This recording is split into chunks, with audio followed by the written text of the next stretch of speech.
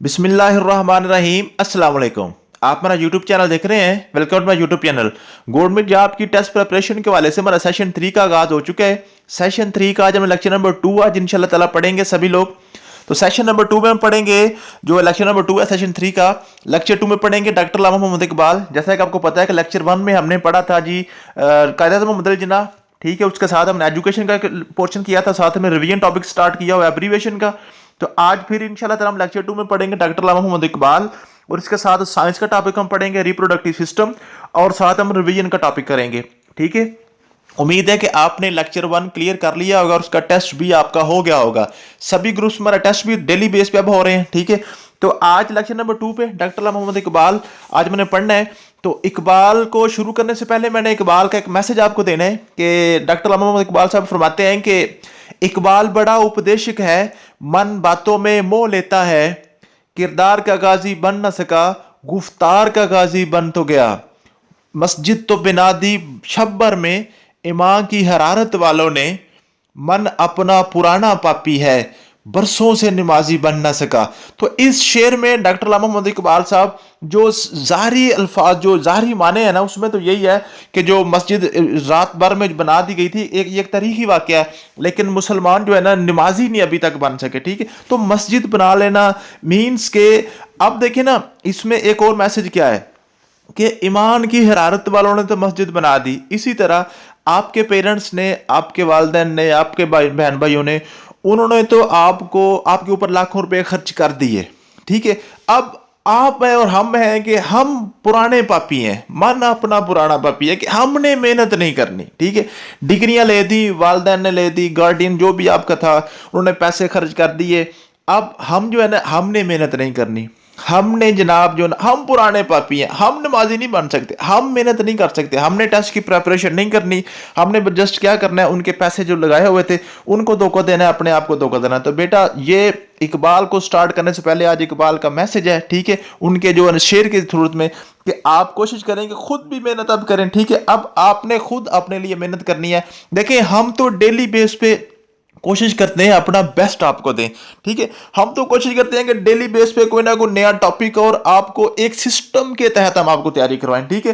तो हमने आपको जो है ना डेली लेक्चर्स भी हैं, हमारे पीडीएफ नोट्स भी हैं, डेली आपका डेली टेस्ट ले रहे हैं, वीकली टेस्ट ले रहे हैं, ठीक है। और आपको कहा हुआ है कि आपने कोई बुक नहीं लेनी, किसी किस्म की कोई बुक, किसी किस्म का कोई सिलेबस आपको परेशान नहीं है। हर चीज सेट पैटर्न के मुताबिक हम आपको खुद सारा कुछ पक्का पकाया हलवा दे रहे हैं, ठीक है। तो आप अगर आप अभी तक भी हमारे ग्रुप में शामिल नहीं है तो ये मेरा नंबर आपकी स्क्रीन पे चल रहा है, आप नंबर पे व्हाट्सएप करें, इंशाल्लाह ताला हम आपको अपने सेशन 3 में ऐड कर लेंगे, ठीक है।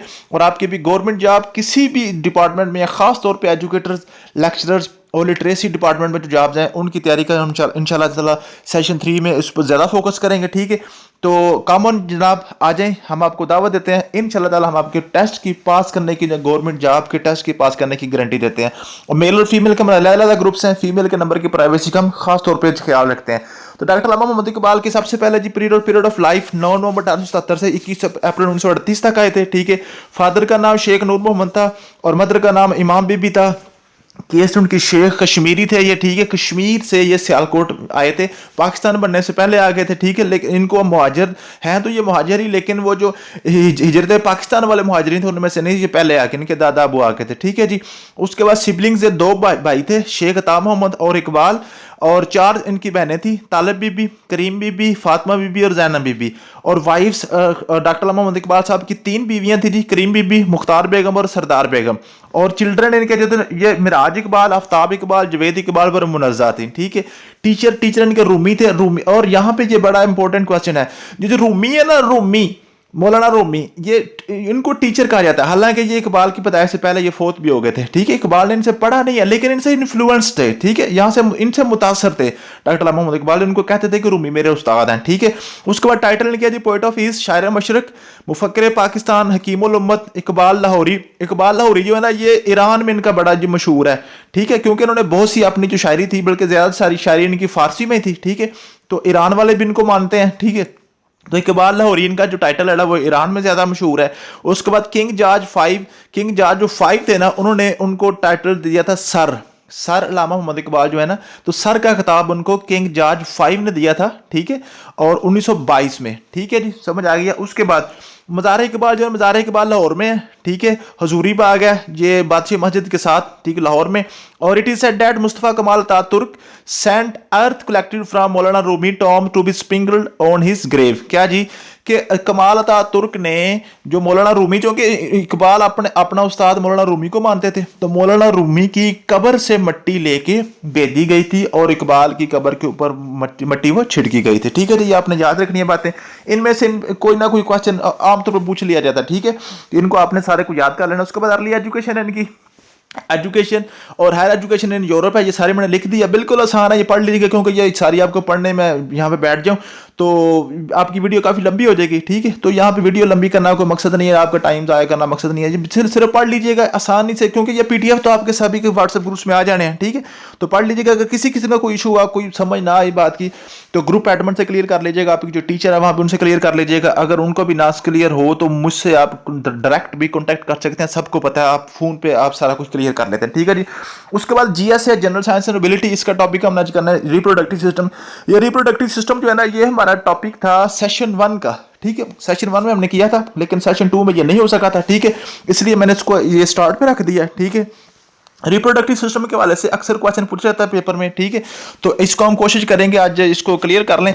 तो रिप्रोडक्टिव सिस्टम बेटा पढ़ने से पहले आपसे गुजारिश है कि आपने थोड़ा सा मेच्योर माइंड के साथ इसको पढ़ना है, ठीक है। हमारे पास मेल फीमेल सारे लोग होते हैं, तो मैं हतलविसा कोशिश करता हूँ कि अल्फाज का चुनाव अच्छा रखा जाए, ठीक है, बड़े मोहतात जो ना अल्फाज यूज़ करता हूँ, लेकिन फिर भी ये बेटा मजबूरी है, ये टॉपिक पढ़ाना पड़ता है और इस टॉपिक से क्वेश्चन अक्सर पूछ लिया जाता है, ठीक है जी। तो process of is for continuity of life on planet, ठीक है जी। इस प्लानट, ये प्लानट आना था जी, प्लांट लिखा हुआ प्लानट आना था, PLANET, ठीक है। इस खुर्रा अर्ज पे जमीन के ऊपर जो कंटिन्यूटी ऑफ लाइफ है ना, जमीन जो जिंदगी का तसलसल है, उसकी जिंदगी को आगे बढ़ाना, उसको हम क्या कहते हैं, रिप्रोडक्शन, ठीक है जी। रिप्रोडक्शन सिस्टम का जो मकसद है वो ये क्या है जी, कि जिंदगी का तसलसल रहे, जिंदगी आगे बढ़ती रहे, ठीक है जी। In this system living organism produce new living organism, ठीक है जी, जो है ना जानदार है, नए जानदार पैदा करते हैं रिप्रोडक्टिव सिस्टम में। रिप्रोडक्टिव सिस्टम के दो टाइप्स होते हैं, जो सेक्सुअल होती है और एक एसेक्सुअल होती है, ठीक है। सेक्सुअल जिसमें दो मेल एंड फीमेल का आपस में फिजिकल रिलेशन कायम होता है, और एसेक्सुअल ऐसा होता है जिसमें मेल और फीमेल का फिजिकल रिलेशन नहीं होता, ठीक है जी। Sexual refer to animals and asexual refer to planets and trees, ठीक है जी। इसमें और भी होते हैं, आप इसको ज्यादा डीपली पढ़ेंगे तो ये जो ना बात 100% क्लियर नहीं है, लेकिन आमतौर पे हमने सिर्फ इसको पीपीएससी के लिए करना होता है। तो ये जो लाइन है सेक्सुअल जो ना वो आमतौर पे एनिमल्स यानी कि इंसानों और जानवरों में होता है, और एसेक्सुअल जो है ना वो प्लांट्स वगैरह और ट्रीज वगैरह में होता है, ठीक है जी। दरख्तों और पौधों में एसेक्सुअल होता है। कभी आपने दरख्तों को आपस में शादी होती है तो नहीं देखा होगा उनकी, जो है ना दो दरख्तों के आपस में हो रही है, ठीक है, लेकिन होता उनमें भी सारा कुछ है, ठीक है। वो अल्लाह ताला ने कुरान मजीद में फरमाया हुआ कि मैंने हर चीज़ के जोड़े बनाए हैं, हर चीज़ का जोड़ा अल्लाह ताला ने कपल पैदा किया, ठीक है। कपल के बगैर किसी किस्म की कोई प्रोडक्शन, किसी किस्म के कोई नया जानदार पैदा नहीं हो सकता, ठीक है। तो ये हमारा टॉपिक नहीं है, हमारा टॉपिक जस्ट हमने पीपीएससी की या एनटीएस की या केपीपीएससी के हवाले से हमने इसको पढ़ना होता है। एफपीएससी जो भी आपका कॉम्पिटेटिव एग्जाम है वो यहाँ तक सिर्फ रहता है, आगे डीप नहीं जाता, ठीक है। Reproduction carried out by gametes, ठीक है जी।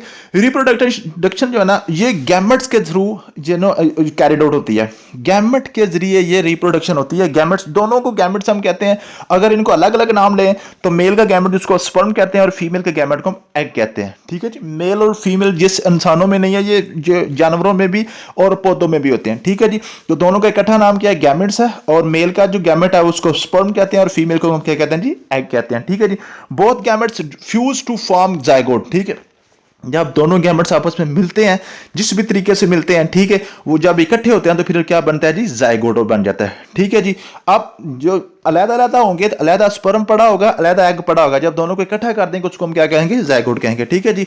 Successful action of sperm on egg is called fertilization of egg, ठीक है। ये बड़ा इंपॉर्टेंट है, इसको आपने याद कर लेना, ठीक है, कि जो है ना successful action of sperm on egg, जो स्पर्म एग के ऊपर अपना जो एक्शन करता है और उसको क्या कहते हैं, एग को फर्टिलाइज कर देता है, एग को फर्टिलाइज कर देता है। ठीक है जी, समझ आ गई है। जब और स्पर्म का काम सिर्फ इतना ही होता है, उसने एग को सिर्फ फर्टिलाइज करना होता है, उसके बाद बच्चा बनना पैदा होना सारा वो फिर उसके बाद वो एग में ही होता है। आपको पता होगा सर, इसको समझते हैं। ठीक है कि जब जो मेल पार्ट है उसका जस्ट काम क्या है जी, उसने सिर्फ स्पर्म अपना ऊपर एग के ऊपर सिर्फ शावर करना होता है, फेंकना होता है, उसके बाद सारा कुछ जो है ना वो रिप्रोडक्शन और सारा बच्चा पैदा करना सारा वो फीमेल के अंदर ही होता है। ठीक है जी, फीमेल पार्ट में ही।